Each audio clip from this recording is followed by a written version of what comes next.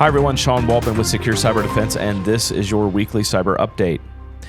Well, first thing right off the bat, we've got Halliburton Oil has reported a cyber attack was the reason for a system shutdown last week.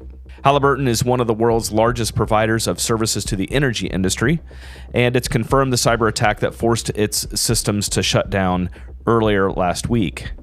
On August 21st, Halliburton had filed with the SEC, reading that it had become aware that an unauthorized third party had gained access to certain systems. Halliburton has reported to federal law enforcement. However, they have also indicated that there are no details regarding the attack. In 2021, you might recall the DarkSide ransomware gang had hit the Colonial Pipeline and had shut down oil flow to much of the Southeast for a temporary amount of time. And I've totally lost track how many times Toyota has been in the news regarding a cyber attack. But nonetheless, last week, Toyota has announced that they were victim of a cyber attack, this time involving a third party. So a little bit over 200 gigs of information has been made available online. But it was interesting on this one that when folks had downloaded the information off the dark web and analyzed it, it looked like that a lot of the data was almost 2 years old.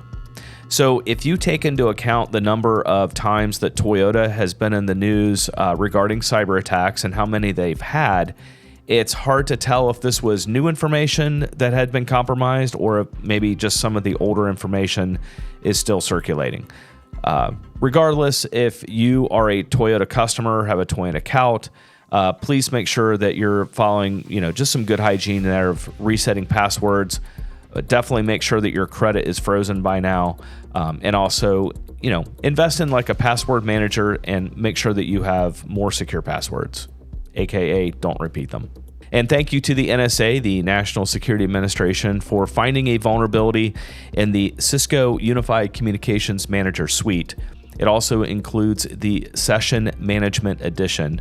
Apparently, there's a vulnerability in the SIP call processing function that requires a critical update.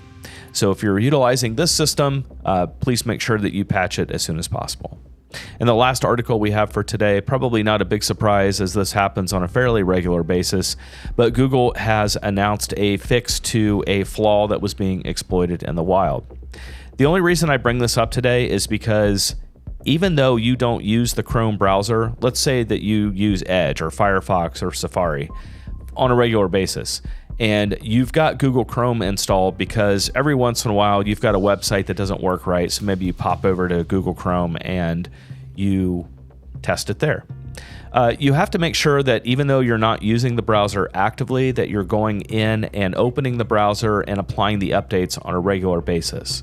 This is also why the CIS Top 18 controls is very popular, because knowing your hardware and knowing your software is very important. Meaning that if you work in an organization and you're responsible for patching, it's definitely good for you to know what devices are out there and what your software inventory is, because you're going to have to make a deployment package for that. And that's all we have for today. I appreciate your time. Please like and subscribe this channel. It is growing rapidly, and I appreciate that because we couldn't do it without you. Please share this to other people as well as comment. So if you have comments about some of the articles that we have put in here, or you've got ideas for other sessions that you'd like us to record, please put those in the comments, as we definitely pay attention to those.